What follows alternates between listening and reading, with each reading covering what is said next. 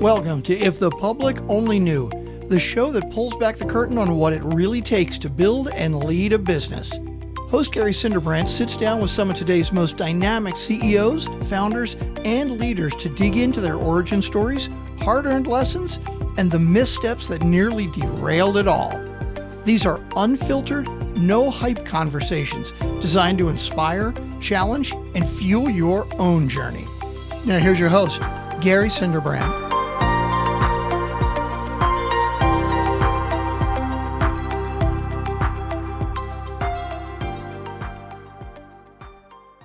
Welcome back to If the Public Only Knew.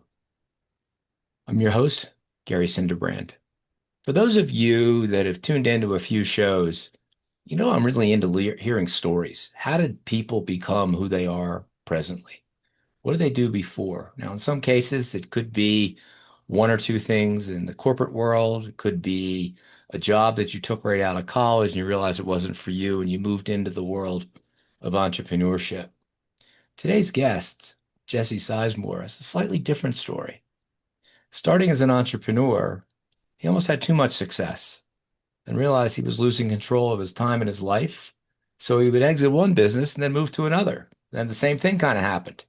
So he'd exit that one and move to something else. And then keeping his soul intact, he did a brief stint with a large corporation until he ultimately ended up, I think, where he needed to be, which was getting control of what success looks like. So Jesse formed a company called Niche and Control.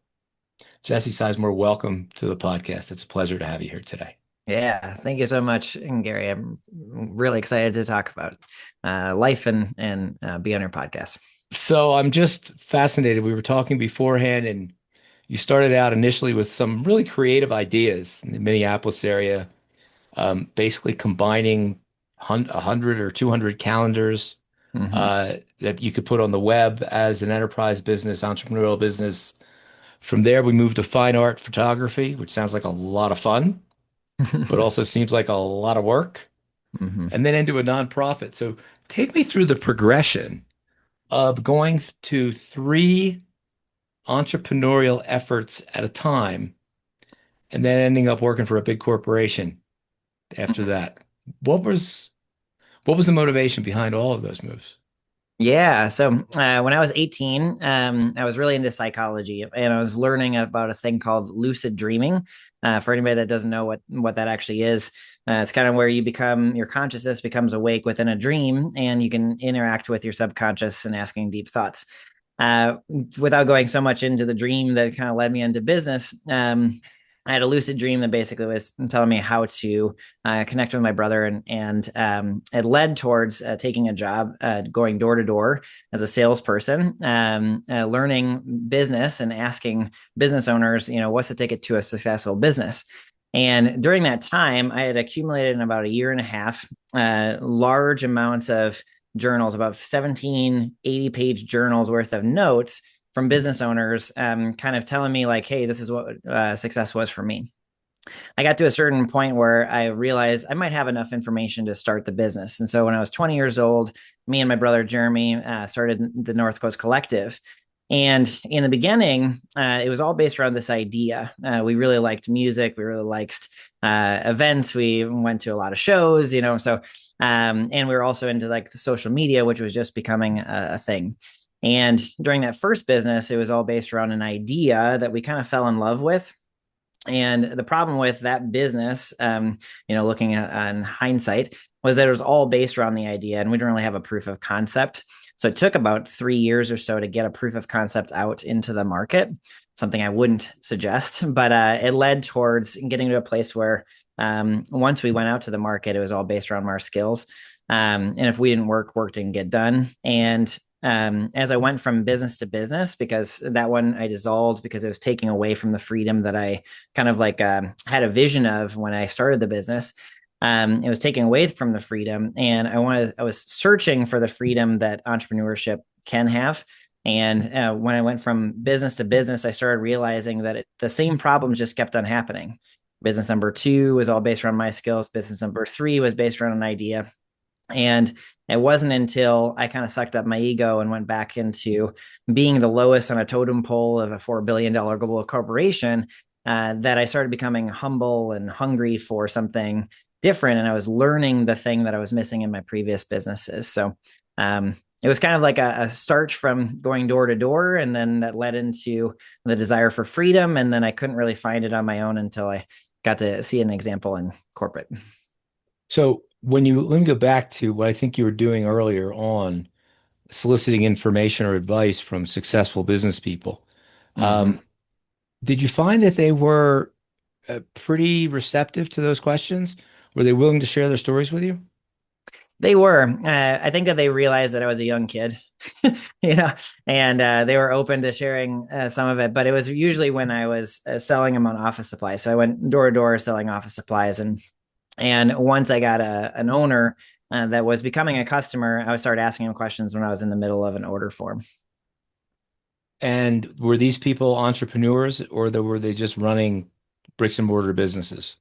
Yeah, so it was bricks and mortar because we were just going door to door with it. There was times where I actually got to meet. Actually, my example of a true entrepreneur was this guy. I walked into a slot machine like area, and I was like, "Who does your thermal paper?" And we started talking about it, and had his feet up, and I asked him. I was like, "Who owns this business?" And he's like, "Oh, it's me.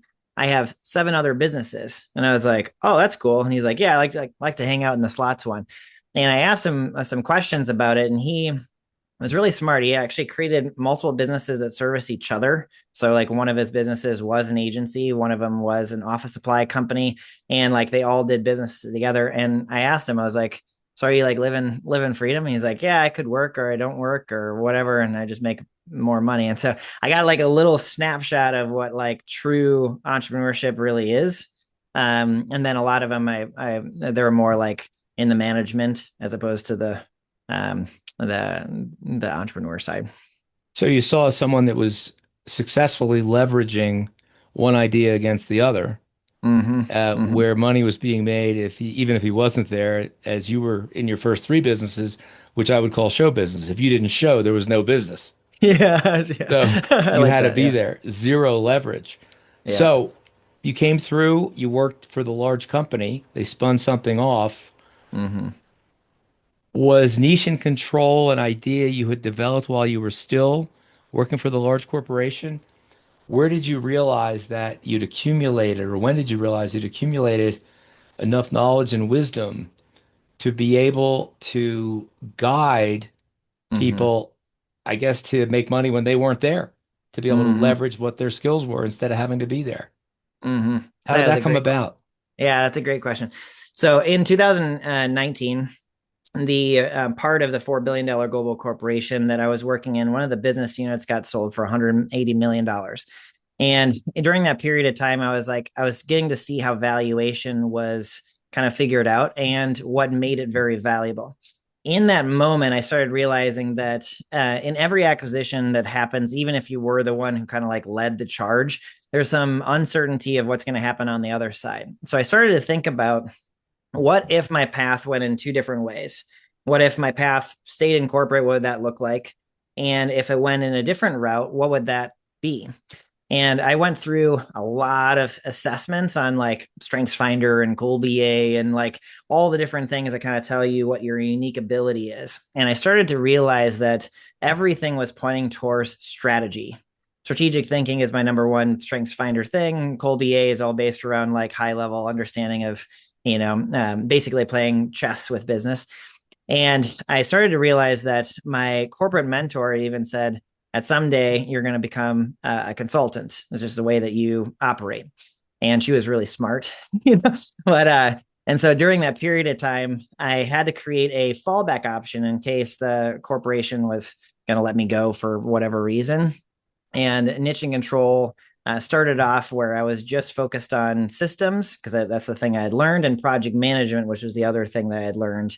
And I started working with different types of companies. I've started off with a B2C SaaS company, and then a copywriter. And then finally, I worked with a digital marketing agency.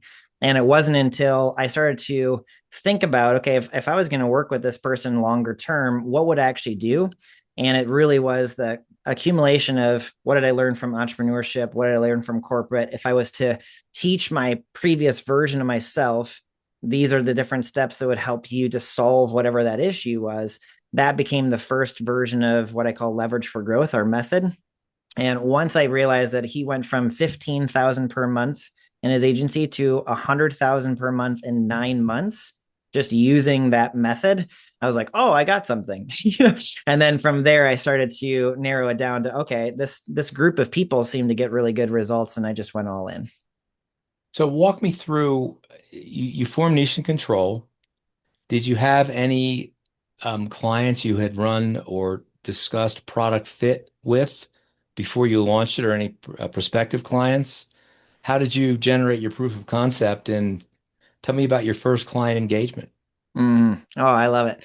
I use the word proof of concept, and that's one of my favorite words to use.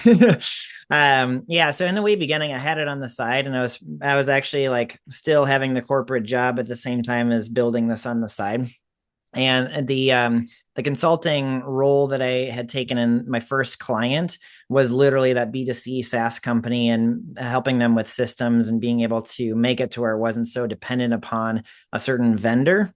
And so in that way beginning, it was like I owned a job just like for the first client. And then from that, I started realizing what I liked to do. There's certain things I didn't like to do, certain things I did like to do. And it wasn't until I started working with a copywriter, my second client, that I started to actually apply a method, where the first one was more just I wanted to make consulting revenue, where the next one was like, all right, here's an offer I'm taking to it. I used LinkedIn as my way of starting conversations with people that were, founders and who I thought I could help. In the way beginning, my website was not niche down. It was like a coaching and consulting to grow your business. And so it took a while to actually get down to the specific messaging. But in the way beginning, I just recorded everything that I was doing and then started to reverse engineer what was working and what wasn't. Messages I sent out, are they resonating and getting responses? And the ones that are not, what do I got to do differently? So you were using what, like LinkedIn connection requests or InMail, mhm. things like that? Yeah, in-mails And don't, they didn't necessarily work as well. I would do connection request. And then once we got connected, I would start a conversation. And then if I could move that conversation towards whether or not we could help them in some form. okay, Mhm. I mean, it's you talk about cold prospecting. That's cold prospecting. Yeah. Yep. Uh, Yep. Tell me about your first client. Yeah. The B2C SaaS company. Yeah. Yeah. So they had a really good product that was more focused around. I haven't even talked about this for like 6 years. They had a good product that was based around people being able to connect with people that are in retirement homes. So if the retirement home person could use a certain app, then they could interact with their family members, and it was a kind of a cool connection. And in the way beginning, I actually got brought in from my previous corporate mentor. She had moved jobs and then started working with the SaaS company and brought me in as the first my first consulting job. And I realized that they were really slow at changing things that I knew needed to be changed. And I think that was one of the biggest kind of disconnects. And I was like, I need to own the actual thing as opposed to being like a freelancer. And so I actually got out of that and then went all in with leverage for growth method. So from that point forward, now you're starting to develop clients. Mm-hmm. What has prevented the same pattern from repeating? I'm assuming you're having some modicum of success with Mm-hmm. niche and control. Mm-hmm. So do you see Mm-hmm. the same thing happening again, where you're just losing control of your own time as you promote No, this it's other business? beautiful. No, this is so much better. So when I was in, I started off as a one-on-one coach, and in that respect, I was trading time for money. It was basically a job.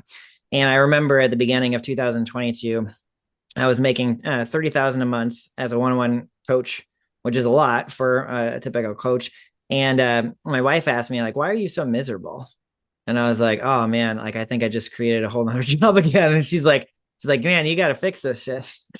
So thank you, Christina, my wife, for that moment. I started thinking about, okay, if if I'm meant to serve more people than the 15 that I was capped off at that time, what does that look like? And so between 2022 to now, so many things have changed. I went from a one-on-one coach to more in the group and the mastermind. I have different courses. I'm kind of like a mixture between a coach, consultant, and a course creator, whatever is most effective for people. And it wasn't until I figured out how to do masterminds and group coaching in a way that actually matches my personality and my values and how it's all set up, that I can serve more people. And the way that we structure, the way that we service them doesn't actually add any more hours to my plate, with the exception of like, answering questions and so forth, because we're doing a kind of like if you took the coaching model, consulting model, and the course model, and you did a Venn diagram, we're kind of like in the middle. Like we like use all three of them to be able to do that. So right now, we're able to serve hundreds, if not thousands, of clients just based around how it's set up. And I still work under 35 hours a week. So do you have these group masterminds in conjunction with content you can give them online, or Mm-hmm. how does that all come together? Yeah, so the leverage for growth method walks through 5 transformations for a founder. So, time freedom, carving out 8 to 10 hours per week to work on the business. Then, what do you do at that time? You start building systems so you can duplicate yourself. When you start building systems, naturally you get closer to the offer and like what's most valuable to the client. So, the third one is based around creating an offer that's priced according to value. And that's a minimum viable offer. So, least amount of effort and year on greatest results for the client. The fourth one is based around client acquisition systems, so referral, inbound, and outbound systems to take that offer to the market.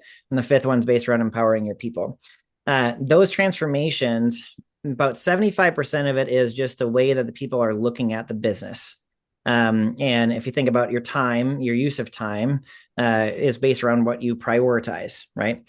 And when we think about subject knowledge, there's about 75% that just you need to look at the business from a different lens in order for you to make whatever changes are needed, right? The subject knowledge is given to them right from the get-go. So they can follow step by step on the 75% of the subject knowledge. So that way, me as a coach is never like the bottleneck to, if you were a client of mine, the trainings are going to be more valuable of like how to move through the process, where the coaching is more based around like you're moving through it, you have questions or a very specific thing came up, let's fix that so you can go back to it. Do you Does that make find that you sense? work better? Yeah, perfect sense. Do you find that you work better with certain personality types than others? I love that question. No one's ever, I'm like on podcasts like 2 or 3 times a week. No one's ever asked that question before. So certain personality types, that's a good question. Introverts are okay. That's not like I have some introvert clients that actually get better results than the extrovert clients. Um, I think it has more to do with whether or not someone is assertive and if they can, because a lot of the stuff that we do, like if you think about all those transformations we just talked about, being able to carve out time and say no to things requires a certain amount of assertiveness or confidence in a person to be able to say no to the things that come that way. Um, so I guess the only personality types that wouldn't work really well is if they're just not good. They're not coachable. And they don't have some type of vision for the company or where they're wanting to go. I think those are the two main kind of pieces. As long as they have that, and like I've gotten really good at screening people for that. But I think that would be the only type of personality that wouldn't work really well. No, I think what you say makes a lot of sense. Mm-hmm. Um, Growing up in wealth management, one of the challenges you always had was you would start out as a provider, and the Mm-hmm. person, the client on the other side or prospect on the other side, you would try and meet over some suitable investment. Mm-hmm. The reality of it is that about half the time you ended up with clients that you didn't really care for.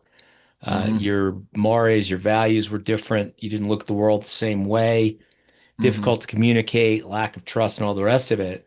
Then you had other clients that basically trusted you completely, almost from the jump. Mm-hmm. And you then look back and try and figure out, well, why is one so much different than the other? And it's fascinating because you talk about doing screening, Mm-hmm. where hopefully you have the sense to decline certain engagements because you know up Yep. front it's not going to work. Yeah. For most advisors, especially those that are starting early and building a book, you can't afford to decline them. And then the problem Mm-hmm. then becomes as you get a little bit better and more competent and you bring on more people that you do enjoy, you keep the other ones in what we call hostage mode. You never tell them to go someplace else. And ultimately, they become an enormous drag Yeah. on what otherwise could be building a great career because you've got all these Mm-hmm. people that you're not that crazy about, but you still have to care for them. So I like the Mm-hmm. fact that you're kind of doing the screening up front. I would bet Mm-hmm. that there are, based on who you are and how your personality characteristics work, Mm-hmm. there are corresponding characteristics with which you'd be very effective.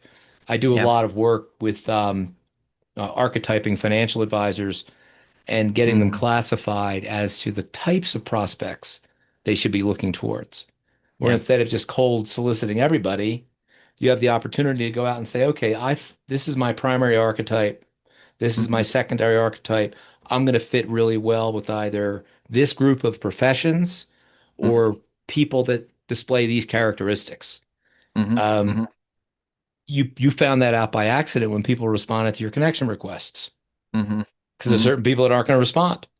Yeah. But imagine for a minute if back then you could pre-identify those traits and characteristics.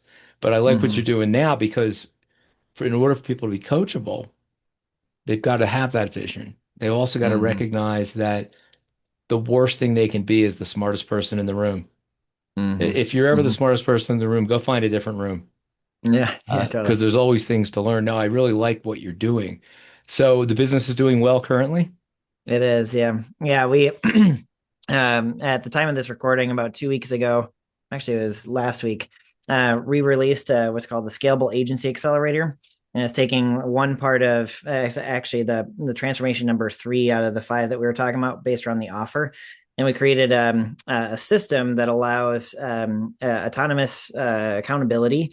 The system moves people through the process and it solves the scalable offer issue that typically is the bottleneck for a lot of agencies to be able to scale is that minimum viable solution priced according to value. We launched it just under a week ago, and we had some of our mastermind clients go through it, and it is crazy. The same week of the launch, two of our clients, one of them closed a 50,000 a month client, and another one a 25,000 a month client, and I'm like, holy cow, this stuff works, so it's really, really cool to be able to see that. And the accelerator allows us to be able to serve people where it's not based around just the mastermind. The mastermind is more of a high end, where the accelerator is actually very affordable because we want to deliver great value. And then if people trust us from the value, then it makes a lot of sense for them to go into the mastermind. And so that is something I'm super excited about because we tested numerous times through like events and master classes and client feedback and so many things to kind of narrow it down into like what is the number one thing that you need, and it's the offer. So to be able to do that and do that where we can serve millions and it doesn't actually like do anything with my time or anything like that, but it's actually getting good results. I am so excited about it. And yes, the business is doing well. What's So your yeah. strategy? What's your strategy to continuously grow the business? Where does your new business come from? Yeah. So LinkedIn is a huge one. I'm on podcasts 2 to 3 times. Like I'm actually booked from November all the way through March, about 2 or 3 times per week. So a lot of the authority-based content and these kinds of interviews is a big part of that. I actually have my own podcast, the Leverage for Growth podcast as well. And then more importantly, the accelerator allows us to have strategic partners. And so people that are connected with agencies, maybe they're like a software for agencies.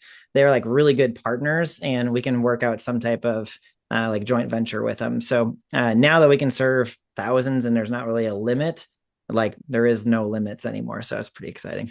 And clearly, I can see you found your way because you talk about it and you can't help but smile. So you know Yeah. you're doing a lot of good for people at the same time. So tell me, how Yeah. do people find you? How do they get involved with you and learn more? Because I think what you're doing is pretty unique and it's a great story. You found your way. You found your smile. How do they Yeah. find you? How do they get to you? Thank you, my man. So, for social media, I'm most active on LinkedIn. You can find me at Jesse P. Gilmore. And then the most kind of like best value that I can give for anybody that was resonating with that kind of like offer that I was talking about. We have a $1 trial for the Accelerator where you can, for 7 days, just get the messaging and positioning figured out for your agency. And you can go to nicheandcontrol.com/triangle. So if you just do that, it has like a coupon code and you can start the process. There's probably a bunch of other things, but nicheandcontrol.com is an easy one too. Great. Well, we'll make sure that when we publish the podcast, we'll put all those links up there so people can find you. What a cool business. Thanks for joining me today. It's been great. Yeah, thank you so much, Gary. Appreciate it. Pleasure. We've been chatting with Jesse Gilmore of Niche and Control, who found his way through 4 twists and turns to something that, as you can see by the smile on his face, is where he ended up all along. Jesse, thanks again for your time. Yeah, thank you, Gary. Take care. Thanks for tuning in to If the Public Only Knew. Don't forget to follow the show and share it with anyone who's ready for the real raw stories behind the business successes. Join Gary next time for another powerful conversation that will leave you inspired and ready to take action.